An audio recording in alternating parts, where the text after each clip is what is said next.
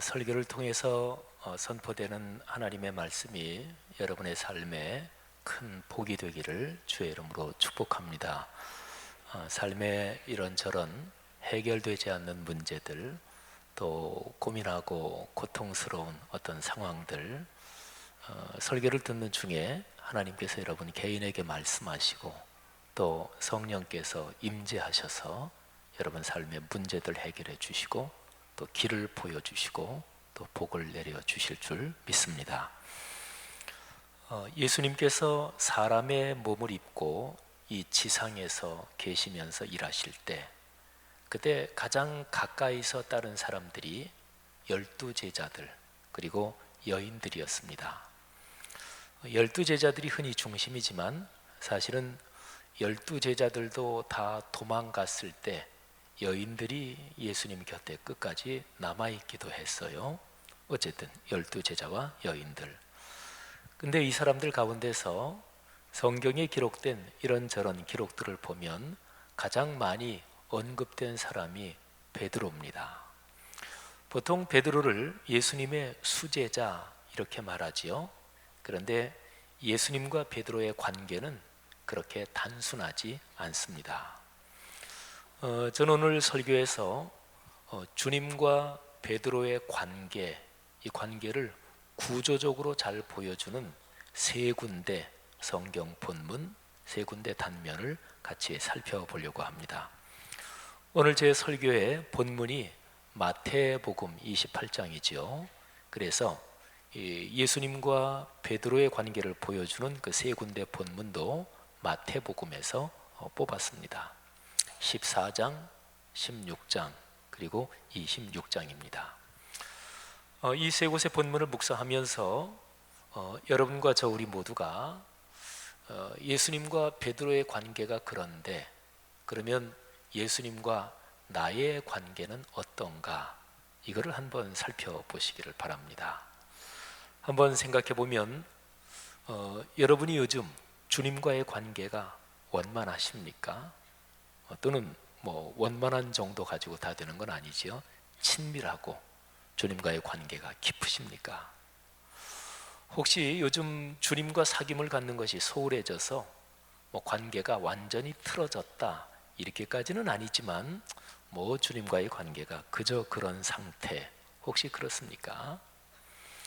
아니면 여러분이 살아가시면서 어떤 결정이나 행동을 하면서 이게 주님께서 원하시는 길이 아니지 알면서도 그쪽으로 결정을 하고 또 추진을 했고, 그래서 그것 때문에 주님과 상당히 불편한 상황에 있지는 않습니까?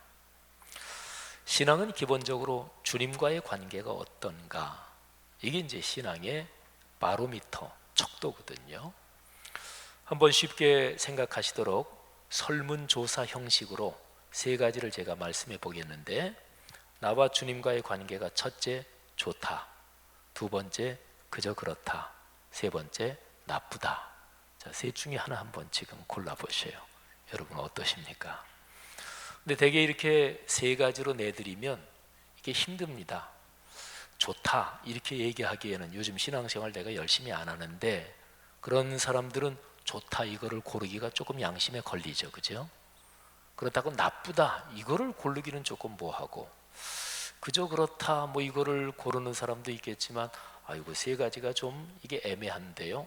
그런 사람들을 위해서 제가 5가지로 한번 들려드리겠습니다. 보통 사회과학적으로 설문조사를 할 때 가장 효율적인 게 오지선다지요. 5가지로 하면 이렇습니다. 첫째, 주님과의 관계가 요즘 아주 좋다. 두 번째는 좋다. 세 번째, 좋은 것도 아니고 나쁜 것도 아니다. 네 번째는 나쁘다. 5번째는 아주 나쁘다. 자, 1, 2, 3, 4, 5번 한번 하나씩 한번 생각해 보세요. 요즘 내 신앙 상태가 어떤 그 상태에 가장 가까운가? 여기도 없어요. 7개로 늘려드릴까요? 예, 그러면 간단해요.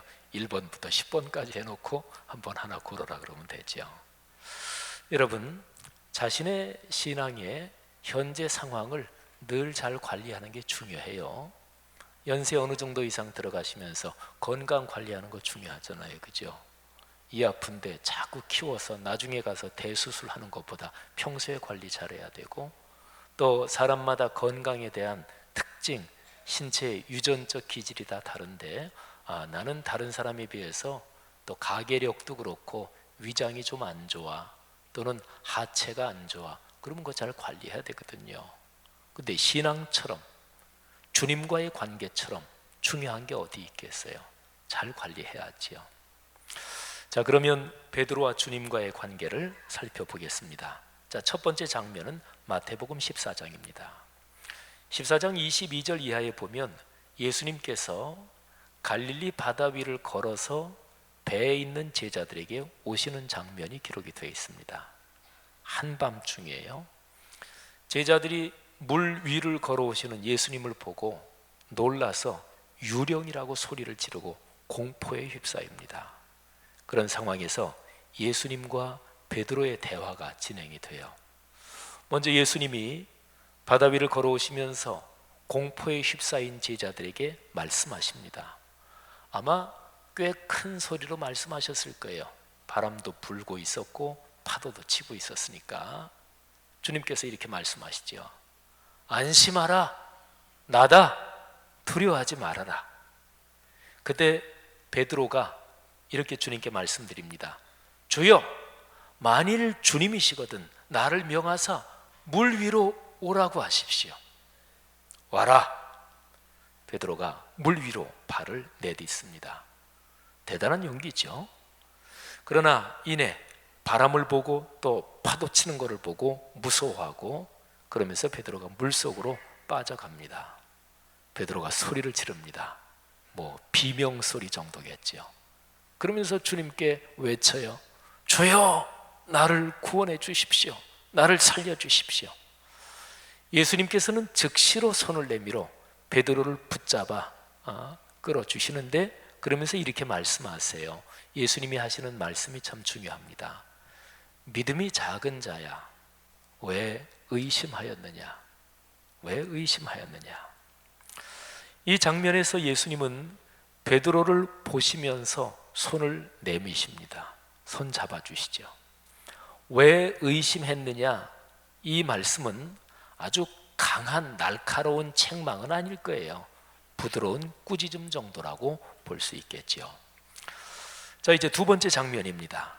마태복음 16장으로 넘어가는데 13절 이하에 보면 예수님께 대해서 제자들이 신앙을 고백하는 장면이 있습니다. 예수님의 사역과 생애, 마태, 마가, 누가, 요한 사복음서에 예수님의 생애와 사역이 기록이 되어 있죠. 근데 그 전체 기록에서 가장 중요한 두세 장면을 꼽아라 그런다면 이 장면이 들어갑니다. 어떤 각도에서 보면 제일 중요한 장면이다, 이렇게도 말할 수가 있습니다. 자, 예수님이 누구냐? 예수님이 직접 물으시는 거예요. 너희는 나를 누구라고 생각하느냐? 그때 제자들을 대변하면서 베드로가 이렇게 고백합니다. 16절입니다. 주는 그리스도시요 살아계신 하나님의 아들이십니다. 이 고백을 들으신 예수님께서 베드로의 고백을 칭찬도 하셔요. 그런데 당신이 십자가를 지시고 죽임을 당하신다, 그리고 사흘 만에 부활하신다, 이 십자가 사건을, 이 고백을 듣고서 공개적으로 명백하게 말씀하십니다. 그 전까지는 이 마태복음이나 다른 복음서도 마찬가지예요. 예수님에 대한 신앙 고백이 있기 전까지는 십자가 사건을 명백하게 대놓고 말씀하신 적이 없습니다. 근데 이 고백을 듣고서 바로 그 자리에서 예수님이 십자가 사건을 말씀하십니다. 그런데 베드로가 십자가 사건에 대한 예수님의 발언을 듣고서 나섭니다. 그리고 강하게 반대합니다. 마태복음 16장 22절에 베드로가 항변했다, 이렇게 기록됐는데요, 그 헬라어 단어는 명백하게 반대했고, 그래서 예수님하고 정면 충돌했다, 이거를 말합니다. 스승이신 예수님이 십자가의 길로 가시는 게 너무 안쓰럽고 애달퍼서 그래서 사랑으로 만류한다, 제자로서 만류한다, 그런 상황이 아니에요. 정면으로 충돌하는 거예요. 자, 제가 한번 그 장면을 읽을 텐데 마태복음 16장 22절부터 24절입니다. 한번 잘 들어보세요. 베드로가 예수를 붙들고 항변하여 이르되 주여 그리 마옵소서. 이 일이 결코 주께 미치지 아니하리이다.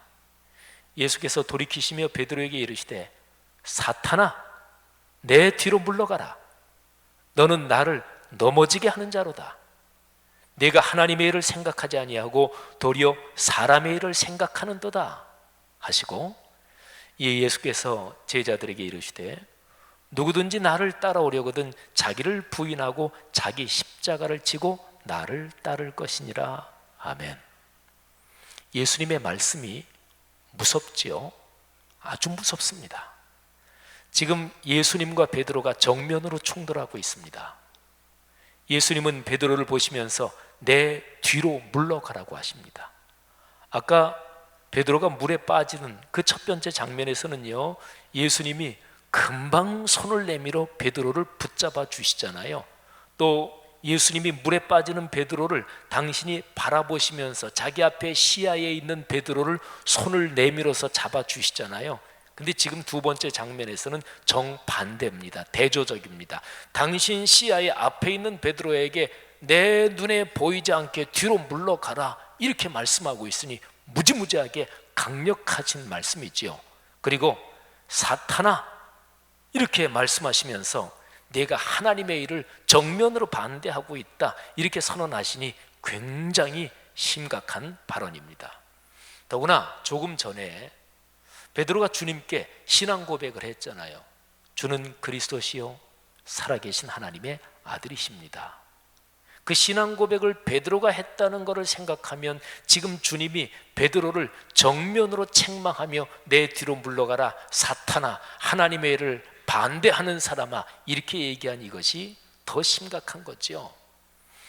상황의 흐름으로 보면 처절한 뒤집기요 그리고 역전이요 반전입니다. 자, 대조적인 두 장면, 첫 장면과 두 번째 장면 이 두 개하고는 분위기가 좀 많이 다른 세 번째 장면으로 넘어가겠습니다. 마태복음 26장 69절 이하에 나오는 사건인데요, 거기는 아주 유명한 장면이 있습니다. 예수님이 체포되시고 대제사장의 집들로 끌려가시죠. 베드로도 따라갑니다. 거기에서 베드로가 예수님을 부인합니다. 그리고 베드로가 예수님을 세 번이나 모른다고 부인할 것이다. 그거는 예수님이 미리 예고도 하셨어요. 자, 베드로를 보면서 거기 있는 사람들이 말이죠, 베드로를 보고서 너도 저 예수란 자와 한패지 일당이지 이렇게 얘기하면서 고발해요. 세 번. 사람이 다 같지는 않습니다. 그런데 그 고발하는 발언을 듣고 베드로가 부인합니다. 그 대화를 그 성경 본문에 있는 표현대로 따서 한번 제가 말씀드리겠습니다. 자, 첫 번째는 어느 한 여종이 이렇게 말합니다. 너도 갈릴리 사람 예수와 같이 있었지.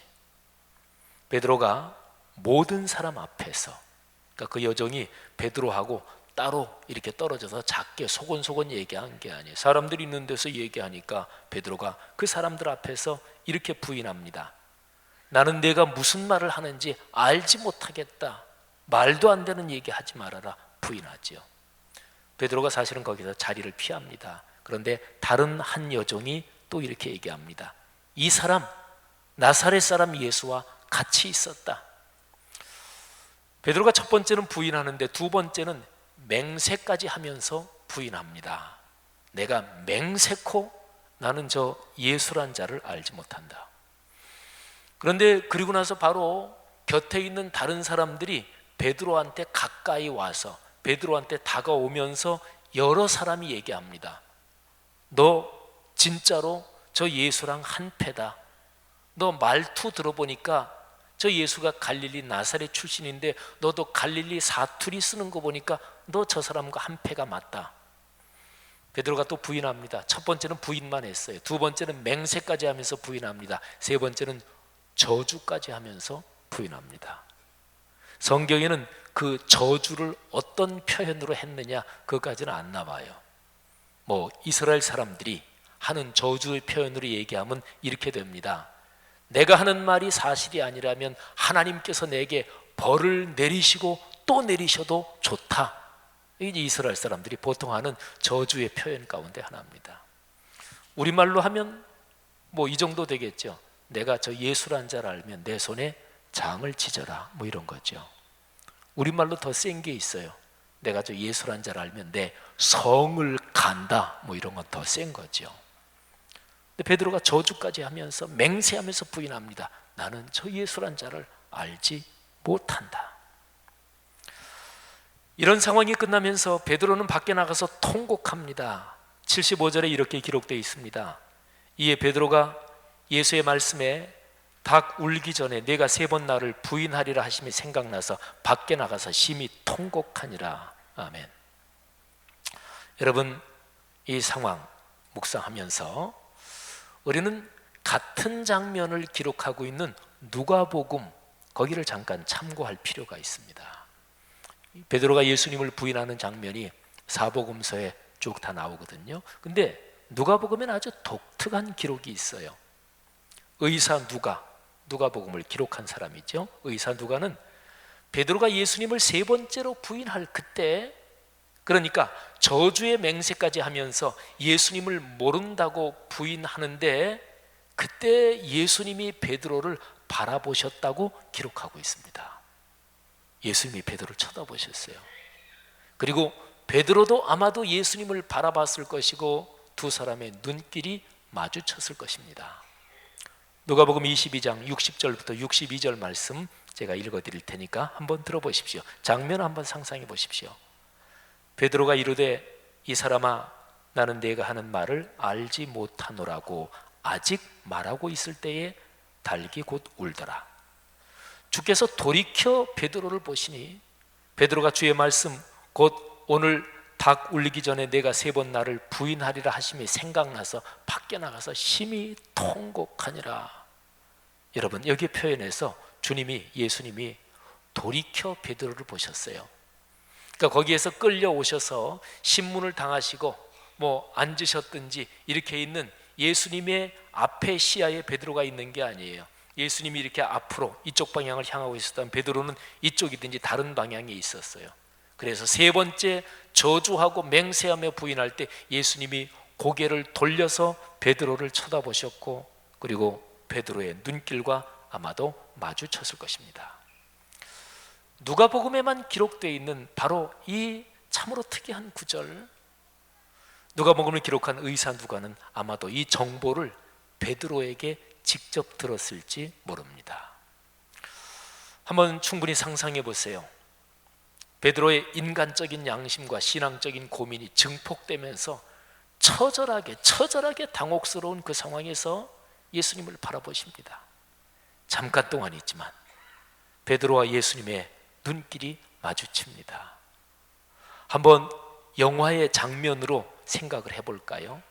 그 긴박한 순간이 진행되면서 예수님과 베드로 그 이외에 다른 사람들 그 뜰의 다른 모습, 다른 장면은 영화적인 기교로 흐리게 처리되고 두 사람만 뚜렷하게 드러납니다. 그리고 영화의 장면이 잠시 정지됩니다. 우리 영화 보다 보면 그런 장면이 있잖아요. 어쩔 줄 몰라 하며 당혹스러운 베드로의 얼굴 표정이 클로즈업 됩니다. 아마 이거는 연기를 잘하는 배우를 써야 그 표정이 가능하겠죠. 막 당혹스럽고 고통스럽고 예수님과 눈길이 마주치는데 죄송해서 어쩔 줄을 모르는 베드로의 얼굴 표정이 클로즈업 됩니다. 그리고 예수님의 얼굴 표정도 클로즈업 되는데 예수님의 표정은 어떤 표정이셨을까요? 베드로를 책망하고 원망하시는 표정이셨을까요? 아마도 아니었을 것입니다.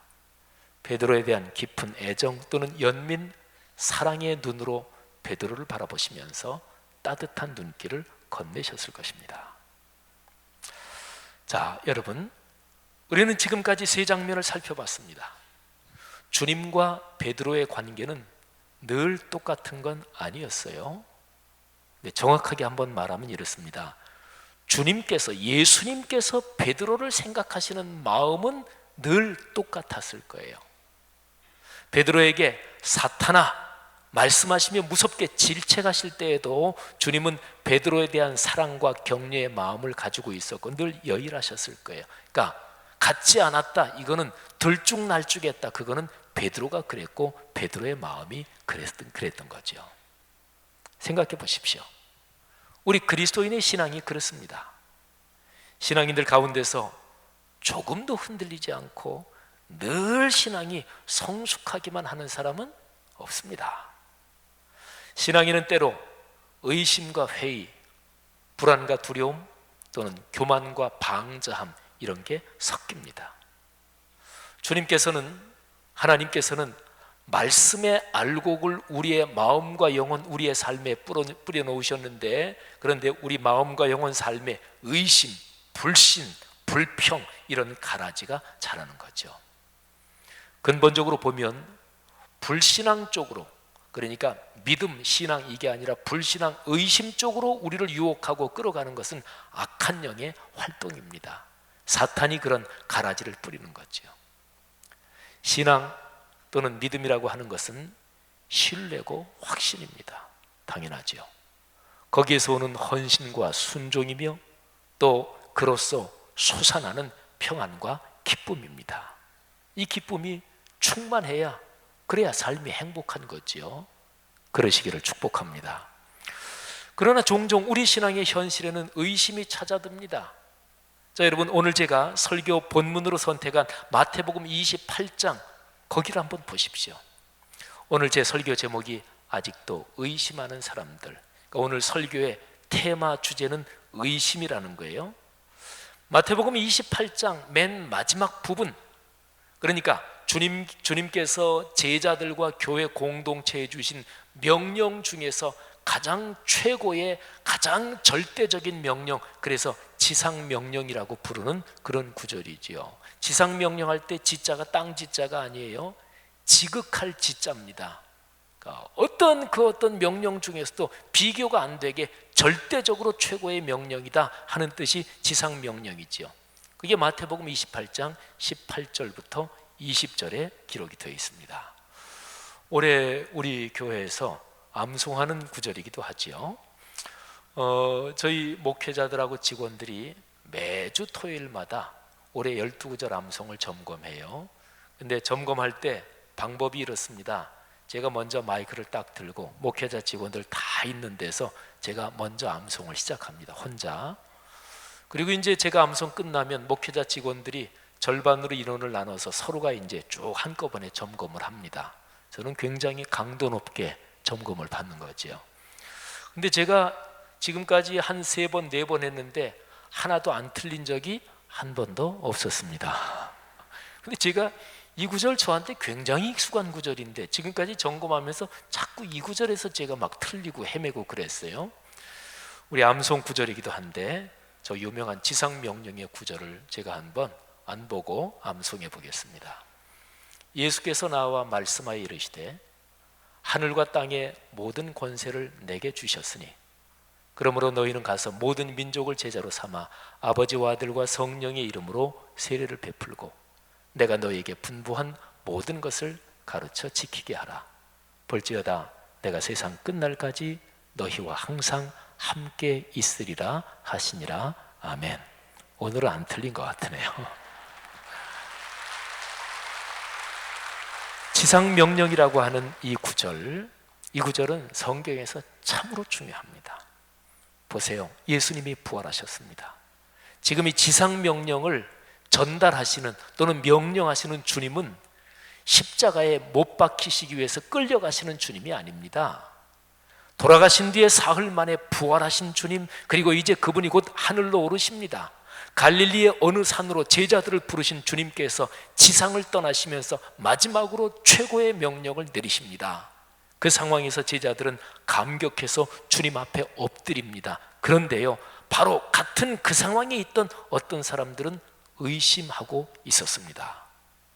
참 아주 가만히 생각해 보면 여러모로 묵상이 되는 그런 말씀이죠. 28장 16, 17절을 제가 읽을 테니까 한번 들어보십시오. 11 제자가 갈릴리에 가서 예수께서 지시하신 산에 이르러 예수를 배웁고 경배하나. 경배한다, 이거는 엎드린다, 이렇게도 번역할 수 있는 단어예요. 그러나 아직도 의심하는 사람들이 있더라. 아멘. 여기에 정확하게 11제자 나오잖아요. 가룟 유다 아웃됐고 11명의 제자인데 그 11명의 제자들 중에서 의심하는 사람들이 있다는 얘기입니다. 몇 사람이었을까요? 사람들 그랬으니까 하나가 아니고 두셋인지 네댓인지 그거는 모르지만 의심하는 사람들이 있더라. 성경의 표현 방식으로 봐서 11제자가 이랬을 때 바로 그 자리에 11명의 제자만 딱 있었다, 이 얘기는 아닙니다. 여인들도 있었을 테고 또 다른 가까이서 따르던 사람들이 같이 모였을 것입니다. 어쨌든 그 사람들 중에서 의심하는 사람들이 있었습니다. 여러분, 여기에 17절에 의심하다 이런 단어가 쓰였잖아요. 근데 그 단어가 마태복음 14장 31절에도 똑같은 헬라어 단어가 쓰였습니다. 제가 아까 드린 말씀이에요. 베드로와 예수님의 관계에서 첫 번째 장면에 나오는 표현입니다. 물속으로 빠져 들어가는 베드로에게 손을 내밀어 잡아주시면서 주님이 이렇게 말씀하시죠. 믿음이 작은 자야, 왜 의심하였느냐. 여기도 의심이란 단어가 나오잖아요. 왜 의심하였느냐. 그러니까 이것이 신앙을 배반하고 또 하나님을 더 이상 안 믿겠다, 이런 의심이 아니고요. 제가 지금 쭉 말씀드린 대로 예수님을 믿는 사람으로서 신앙생활 하면서 인생길을 걸어가는데 의심과 또 믿음이 약해지거나 불신 뭐 이런 것들이 우리에게 들어올 때가 있단 말이죠. 사랑하신 여러분, 그리스도인으로서 우리의 신앙을 돌아보십시다. 우리는 모두 주님을 믿지만 우리 믿음 안에 의심이 싹트기도 하고 또 그거를 초기에 해결하지 않고 또 영적으로 잘 관리하지 못하면 의심이 싹 터서 그게 말썽을 부리기도 합니다. 어떨 때는 의심이 우리 마음을 먹구름처럼 덮습니다. 그러면 주님 말씀이 들리지 않아요. 설교 들어도 안 들립니다. 성경 읽어도 그냥 지식으로만 되지 영혼 깊은 곳까지 들리지 않아요. 또 주님께서 우리에게 보여주시는 우리의 축복된 삶을 보지 못합니다. 믿음이 작아집니다. 약해집니다. 그런 상황이 조금 더 심하게 되면 주님, 제가 주님을 믿습니다, 이렇게 고백하기가 부끄러워지고 면구스럽고 그리고 자기가 보기에도 자기 신앙이 초라해집니다. 그런데요, 중요한 사실이 있습니다. 오늘 쭉 본문 제가 말씀드린 거나 이런저런 드린 말씀에서 아주 중요한 것인데요, 작은 믿음도 믿음이에요. 약한 믿음도 믿음이에요. 잘 생각해 보세요. 빠져들어가는, 물속으로 빠져들어가는 베드로에게 손을 내밀어 주시면서 너 왜 믿음이 없냐 그러지 않으셨거든요. 믿음이 작은 자요 하시면서 사랑으로 손을 잡아 주셨습니다. 마태복음 28장 주님이 하늘로 오르시기 전에 거기에 모인 사람들 중에서도 주님께서 의심하는 사람들은 미리 빼버리고 전혀 의심 안 하는 사람들만 모아놓고 지상 명령을 주신 게 아닙니다. 의심하는 사람들, 그 사람에게도 명령을 주셨습니다. 우리 주님은 우리가 약한 것을 아십니다. 그래서 그런 상황까지 끌어안고 우리를 이끌어 주시고 인도해 주시는 거지요. 의심을 넘어서야 합니다. 그건 당연합니다. 그러나 우리는 때로 의심에 휩싸입니다. 근데 중요한 은혜가 있어요. 이렇게 의심에 휩싸일 때 우리가 오히려 은혜를 받는데, 이런 상황에서 믿음이라는 게 내 능력과 지혜와 결단으로 내 믿음 내가 키우는 거지, 내 믿음 이 정도 되는 거지, 그게 아니구나, 이거를 깨닫는 거예요. 신앙생활을 한 지가 오래됐는데 아직까지도 의심하는 사람이 있습니다. 마태복음 28장에서 그랬고 또 여러분과 저도 마찬가지입니다. 네, 그럴 수 있어요. 그러나 그럴 때 우리는 다시 한번 신앙생활에서 겸허하고 겸손해야 한다는 것을 깨닫습니다. 믿음이 하나님의 선물이라는 것을 깨닫게 되는 거죠. 여기 신앙생활 오래 하신 분 계시죠? 모태신앙부터 4, 50년, 6, 70년 신앙생활하는 분 계시죠? 신앙의 경력이죠. 그 경력으로 되는 게 아니구나, 그런 걸 깨닫습니다. 성경 지식 많으신 분들 계세요? 교회에서 받은 직분, 내가 장로, 나는 다른 사람보다 일찍 장로 됐어. 그런 사람은 그게 또 자부심이 되기도 해요. 또는 내가 어떤 것이든지 간에 교회에서 받은 직분이 그게 내 자존심의 근거가 된다, 그런 느낌을 가지고 계신 분 계십니까? 교회 헌금 액수로 많이 한 분이나, 또는 내가 교회 봉사하면서 저 일은 내가 옛날에 굉장히 열심히 해서 그래서 저게 됐어, 이런 게 자꾸 의식되는 분들 계십니까? 다 주님을 위한 봉사고 주님께 칭찬받을 일이지만, 그런데 그 어떤 것도 그게 내 공로나 자랑이 돼서는 안 된다, 이거를 신앙이 약해질 때 다시 한번 우리는 깨닫는 거죠. 그리고 우리는 다시 한번 어린아이 같은 영적 단순성으로 돌아갑니다. 그래서 우리가 살아가는 동안 한순간도 주님의 손 놔서는 안 된다 하는 것을 마음에 깊이 새기는 거죠. 성도 여러분들이요, 의심과 그리고 믿음, 이 둘 사이의 긴장과 갈등 속에서 주님의 은혜를 깨달을 수 있는 그런 축복이 있기를 바랍니다. 물속에 빠져가는 베드로에게 손을 내밀어 주신 주님, 저주까지 하면서 주님을 모른다고 부인한 베드로에게 따뜻한 사랑의 눈길을 보내신 주님, 그리고 의심하는 사람들까지 다 포함해서 지상 명령을 주신 주님, 그 주님의 사랑과 격려가 오늘 이 시대를 살아가는 우리 그리스도인들에게 큰 힘이 되고 그리고 축복이 되기를 간절히 바랍니다. 기도하겠습니다. 이 시간에 들은 말씀을 가슴에 끌어안고 우리 각자가 자신을 돌아보며 잠시 기도하는 시간을 갖겠습니다. 다 같이 기도합니다. 하나님 아버지, 우리 자신의 모습을 돌아봅니다. 아버지, 우리 각자 마음속에, 우리의 삶 속에 있는 의심과 불안과 또는 분노나 좌절 또는 이런저런 부정적인 생각들 아버지한테 고백합니다. 아버지, 우리를 긍휼히 여겨 주옵소서. 이 시간에 말씀을 듣고 결심하고 결단하면서 우리들의 기도를 주님께서 받아 주옵소서. 주옵소서. 넉넉하게 하옵소서. 아버지, 따뜻하게 손을 내밀어 붙잡아 주시며 그리고 주의 성령으로 확신을 주옵소서. 의심을 넘어서게 주의 역사하시기를 간절히 원합니다. 감사합니다. 하늘아버지, 은혜를 감사합니다.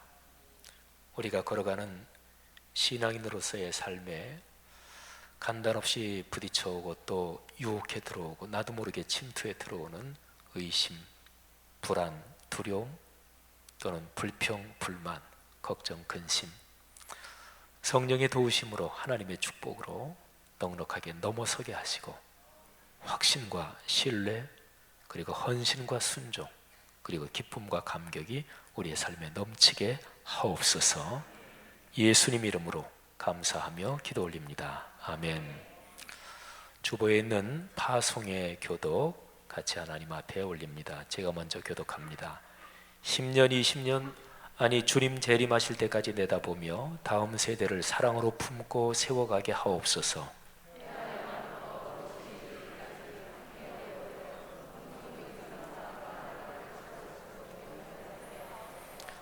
사무엘, 요셉, 다윗 부서를 크게 축복하옵소서.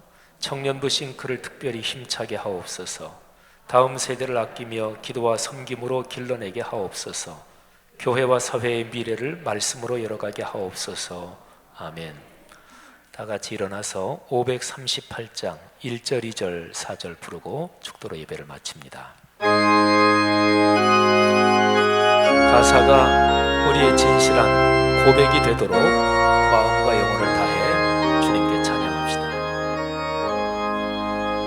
죄짐을 지고서 고나오니 내 마음속에 주 영접하며 새 사람 되기를 원하거든 내 구주를 영접하라.